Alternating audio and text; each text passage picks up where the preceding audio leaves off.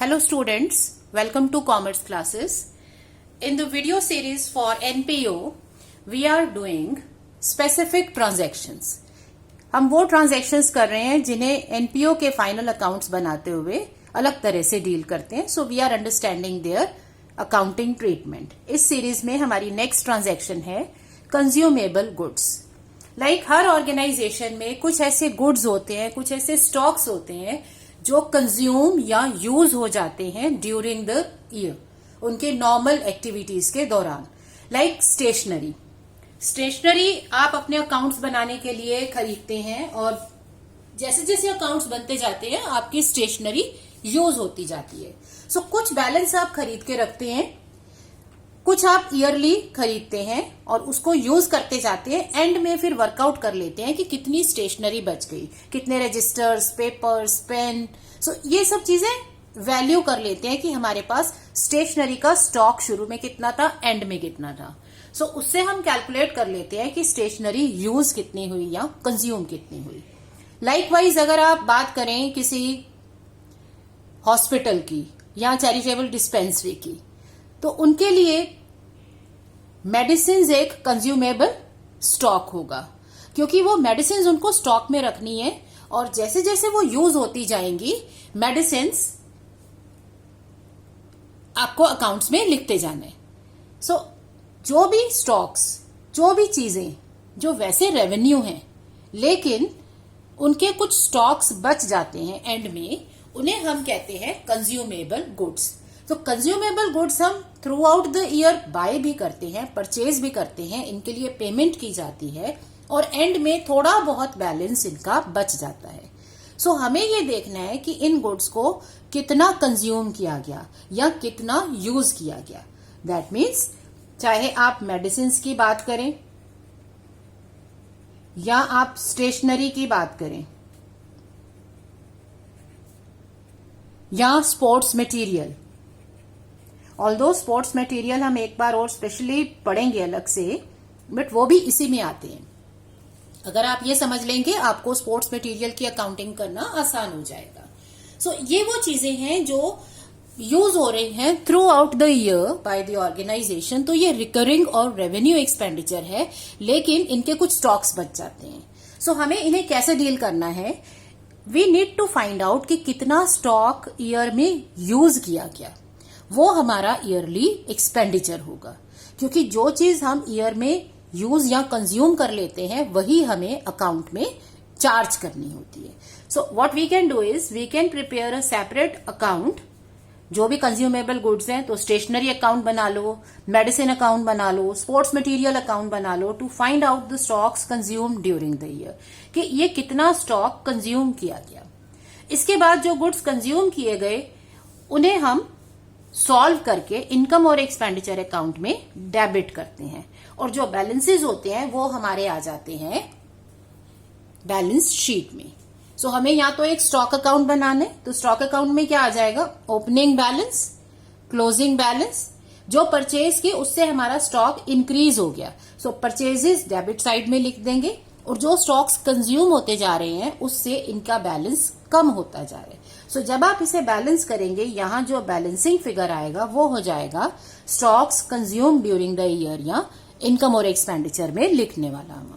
इसे हम अकाउंट बना के भी कर सकते हैं और इसे हम कर सकते हैं स्टेटमेंट वाइज भी. स्टेटमेंट वाइज कैसे है, पहले इसी चीज को स्टेटमेंट में समझो. इसमें जो हमने कैलकुलेट किया स्टॉक कंज्यूम्ड, अगर हमें ये वैल्यू वैसे सॉल्व करनी हो एज अ स्टेटमेंट, तो इस वैल्यू को कैसे सॉल्व किया जाएगा. ये एक बैलेंसिंग फिगर है, ये दोनों प्लस किए और क्लोजिंग स्टॉक आपने माइनस कर दिया, तो हमारा फॉर्मूला क्या बन गया, opening stock plus purchases minus closing stock is equal to stock consume during the year.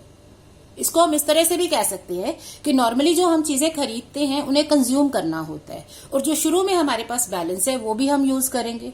Like आप अपने घर में ही देखें तो जो भी हम मंथली चीजें बाय करते हैं तो पहले हम पिछला स्टॉक कंज्यूम करते हैं, फिर नई परचेजेस में से यूज करना शुरू करते हैं. सो अगर हमें इसकी स्टेटमेंट बनानी है तो ये कैसे चलेगा, परचेज ऑफ कंज्यूमेबल स्टॉक जो इस ईयर में हमने परचेज किया, इसमें ऐड कर दो ओपनिंग बैलेंस. तो ये टोटल स्टॉक हमारे पास है अवेलेबल जिसे कंज्यूम किया जा सकता है. अब इसमें से कुछ स्टॉक एंड में बच गया, तो जो स्टॉक बच गया अगर वो इसमें से हम निकाल दें, that is closing balance of consumable stocks, अगर हम माइनस कर दें तो हमें मिल जाएगा stocks consumed during the year. So stock consumed during the year क्या है? Purchases of the consumable stocks plus opening stock minus closing stock of the consumable items. अब इसमें एक चीज ध्यान देने वाली है, हमने टर्म क्या यूज की है? परचेजेस। ओके, क्योंकि जो स्टॉक हमने इस ईयर में खरीदा है उसी में एडजस्टमेंट करनी है। लेकिन हमें क्वेश्चन में क्या परचेजेस गिवन होंगी? लाइक परचेजेस कैश में भी कर सकते हैं, क्रेडिट में भी कर सकते हैं। सो अगर कैश परचेज है वो इजीली लिखी जा सकती है, बट अगर आप क्रेडिट में परचेजेस कर रहे हैं, क्रेडिट में परचेजेस करने का मतलब है आपके पास बैलेंस बच रहा है, क्रेडिटर्स फॉर स्टेशनरी या क्रेडिटर्स फॉर मेडिसिन और स्पोर्ट्स मटेरियल, या फिर आपके पास आ रहा है advance payment for sports material etcetera. तो अगर हमें पेमेंट दे रखी है तो पेमेंट को पहले परचेज में कन्वर्ट करना होगा। मतलब हम ये फॉर्मूला तब अप्लाई कर सकते हैं जब हमारे पास परचेजेस हो। तो पेमेंट को, हमारा जो स्टार्टिंग पॉइंट होता है वो है पेमेंट, क्योंकि हमें normally information receipts and payment account से दी होती है। सो जो पेमेंट है उसको परचेज में कन्वर्ट करना होगा। अब वो कैसे करेंगे? जस्ट रिमेंबर, सब्सक्रिप्शन में हमने एक फॉर्मूला यूज किया था इनकम कैलकुलेट करने का फ्रॉम रिसिप्ट्स, कि अगर हमें कोई अमाउंट रिसीव हुआ है उससे इनकम कैसे कैलकुलेट करते हैं। सिमिलर यहां पे अब हमारे पास पेमेंट है, उससे हमें परचेज कैलकुलेट करनी है। मतलब एक कैश बेसिस पे इंफॉर्मेशन दे रखी है, इसे इस तरह से समझो, ये कैश बेसिस की इंफॉर्मेशन है, हमें इसे एक्रूवल बेसिस में कन्वर्ट करना है, हमें परचेज कैलकुलेट करनी है, credit purchase of the consumable stock. So अब इसे ध्यान से समझो, जो आपने पेमेंट की है ये पेमेंट आप किसी भी पीरियड के लिए कर सकते हैं। हो सकता है आपने लास्ट ईयर के लिए पे किया हो सकता है आपने कुछ अमाउंट नेक्स्ट ईयर के लिए पे किया हो। तो लास्ट ईयर की पेमेंट को क्या कहते हैं? अगर हम लास्ट ईयर के लिए कुछ पे कर रहे हैं, इसका मतलब ये लास्ट ईयर में हमारे क्रेडिटर होंगे। मतलब लास्ट ईयर में हमने कुछ स्टेशनरी खरीदी, उसकी पेमेंट नहीं की, तो लास्ट ईयर के क्रेडिटर्स हैं। So creditors of consumable stocks of last year, that means ये हमारा ओपनिंग बैलेंस होगा जो हमने करंट ईयर में पे किया है। So opening balance, that is beginning का बैलेंस क्रेडिटर्स का, हमें सब्ट्रैक्ट करना है। सिमिलरली अगर हमने कुछ एडवांस में पे कर दिया नेक्स्ट ईयर के लिए, तो जो एडवांस पेमेंट की है वो हमारा क्लोजिंग बैलेंस होगा, क्योंकि आप इस ईयर में पेमेंट कर रहे हो नेक्स्ट ईयर के लिए, तो वो क्लोजिंग बैलेंस आएगा। सो closing balance of advance items, ये दोनों सब्ट्रैक्ट कर देंगे क्योंकि ये दोनों करंट ईयर से बिलोंग नहीं करते। अब हमें इसमें ऐड करने हैं वो अमाउंट्स जो करंट ईयर से बिलोंग करते हैं बट पेमेंट नहीं हुई। तो करंट ईयर का अमाउंट है लेकिन पे नहीं किया, उसके दो रीजंस हो सकते हैं। या तो वो अभी पे किया ही नहीं है, मतलब वो अभी रहता है, क्रेडिटर बच गए। So creditors of current year, creditors of current year add करेंगे। या हम पेमेंट क्यों नहीं करते? क्योंकि हमने पहले ही पेमेंट कर दी हुई है। आप पिछले साल में हो सकता है आपने कुछ एडवांस पेमेंट कर दी हो। So advance payment balance in the beginning of current year, जो ओपनिंग बैलेंस ऑफ एडवांस है वो आप इसमें ऐड कर देंगे, तो आपको मिल जाएगा purchase of stationery on credit. फिर से याद रखो, जब भी हमें एक इंफॉर्मेशन कैश बेसिस से एक्रूवल बेसिस में कन्वर्ट करनी होती है, क्योंकि हमें ये पता है कि पेमेंट कैश में होती है, वो कैश बेसिस की इंफॉर्मेशन है, बट जो अमाउंट हमें कैलकुलेट करना है परचेज रिकॉर्ड होती है एक्रूवल सिस्टम पे। सो हमें इसे बेस चेंज करना है, तो बेस चेंज करने के लिए आउटस्टैंडिंग्स और प्री पेमेंट्स एडजस्ट करनी होती हैं। सो जो आउटस्टैंडिंग है, मतलब जो क्रेडिटर्स हैं, जो ओपनिंग बैलेंस ऑफ क्रेडिटर है वो माइनस होगा, closing balance of creditor plus होगा। सिंपल लॉजिक है, ओपनिंग का बैलेंस है, इसका मतलब ये पेमेंट लास्ट ईयर से बिलोंग करती है, उसे माइनस कर दिया। और अगर करंट ईयर का क्रेडिटर बच गया तो करंट ईयर के क्रेडिटर का मतलब है कि ये हमारा करंट ईयर का अमाउंट है जो पे नहीं किया, तो इसे ऐड कर देंगे। अब एडवांस के केस में रूल रिवर्स हो जाता है। अगर ओपनिंग बैलेंस ऑफ एडवांस है, लॉजिकली समझो, फॉर्मूला रटने की बजाय, अगर ओपनिंग बैलेंस ऑफ एडवांस है मतलब शुरू में हमने एडवांस दे रखा है, शुरू में कुछ बैलेंस है, तो शुरू में एडवांस आपने कब पे किया होगा? ऑब्वियसली वो इस ईयर में पे नहीं किया है, वो पिछले साल पे किया है, तभी तो ओपनिंग बैलेंस में आ रहा है। तो अगर आपने इसे पिछले साल पे किया है एडवांस में, तो लास्ट ईयर हमने एडवांस किसके लिए दिया होगा? पिछले साल अगर मैंने कुछ एडवांस दिया है तो वो मैंने इस ईयर के लिए दिया होगा ना. It is very much logical. So advance of opening balance जो है वो हमें ऐड कर देना है, और एडवांस क्लोजिंग बैलेंस मतलब इस साल एडवांस दिया, तो अगर इस साल एडवांस पेमेंट किया है तो वो नेक्स्ट ईयर के लिए होगी, वो माइनस कर देंगे तो आ जाएगा क्रेडिट परचेज. सो हमें क्या करना है, हम क्रेडिट परचेज में कैश परचेज ऐड कर देंगे तो हमें टोटल परचेज मिल जाएगी.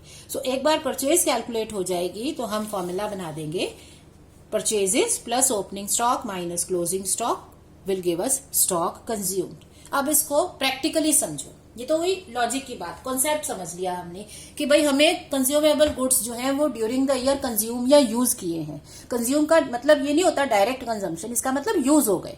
सो जो हमने स्टॉक्स यूज किए हैं उनका जितना यूज हुआ है वो हमारा एक्सपेंडिचर है, वो इनकम और एक्सपेंडिचर में आना चाहिए.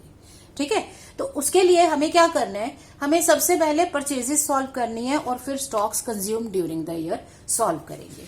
सो प्रैक्टिकल क्वेश्चन जब हम करेंगे तो हम कैसे इसे सॉल्व करेंगे, we will look for the available information. सबसे पहले चेक करो, जब भी हमें कोई कैलकुलेशन चेक करनी है तो फॉर्मूले सोचने से पहले ये सोच लो कि जो कैलकुलेशन करनी है उसके इंफॉर्मेशन क्या क्या गिवन है. तो हमें क्या क्या गिवन होगा, हमें गिवन होगा स्टॉक बैलेंसेस, क्योंकि ये कंज्यूमेबल स्टॉक्स है तो इनके बैलेंसेस हो सकते हैं. हमें क्रेडिटर्स, क्रेडिटर मतलब आउटस्टैंडिंग, और एडवांस पेमेंट दी जा सकती है, वो भी ओपनिंग भी हो सकती है, क्लोजिंग भी हो सकती है, राइट. और इसके साथ हमें दिया होगा या तो परचेज या पेमेंट. पेमेंट का मतलब है वो रिसेप्शन पेमेंट में दी होगी और परचेज अलग से दी होगी इंफॉर्मेशन में.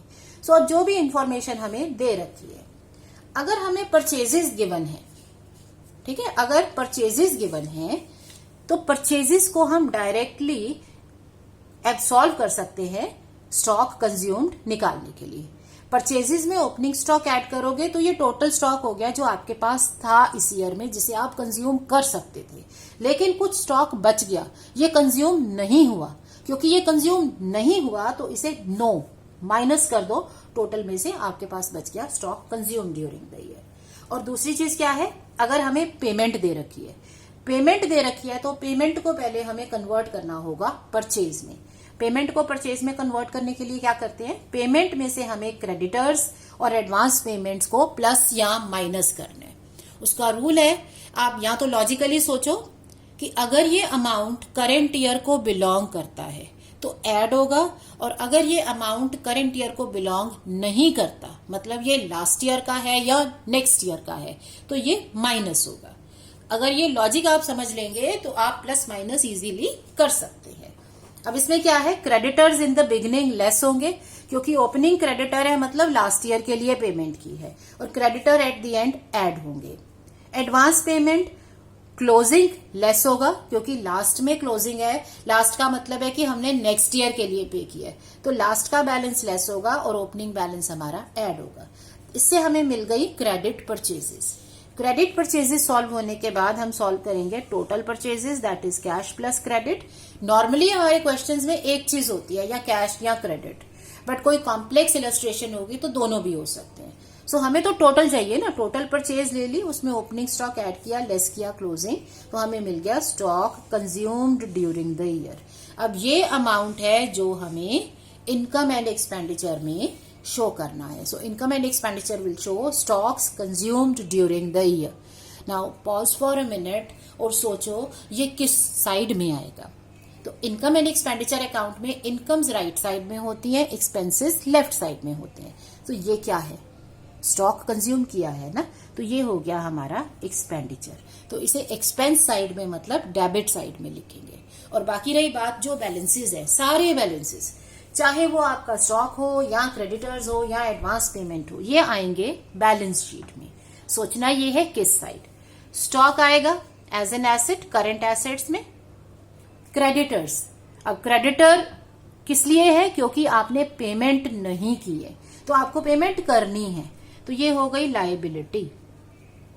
और एडवांस पेमेंट का मतलब हमने एडवांस पे कर दिया है, मतलब हमने पैसा पहले ही दे दिया है, तो फ्यूचर में तो हमें इसके बदले में स्टेशनरी मिलेगी ना, तो ये हमें बेनिफिट देगा. तो ये हो गई हमारी एसेट. तो ये चीजें हमारी चली जाएंगी बैलेंस शीट में। सो अगर हमें सिर्फ कैलकुलेशन कही है तो हम कैलकुलेट करके दिखा देंगे, और अगर हमें कहा है show these in balance sheet तो ये कैलकुलेशन जो है ये हम इनकम एंड एक्सपेंडिचर में और ये 3 बैलेंसेस हम बैलेंस शीट में शो करेंगे। I hope this is clear to you. So next video में हम समझेंगे इसके प्रैक्टिकल क्वेश्चंस। Thank you.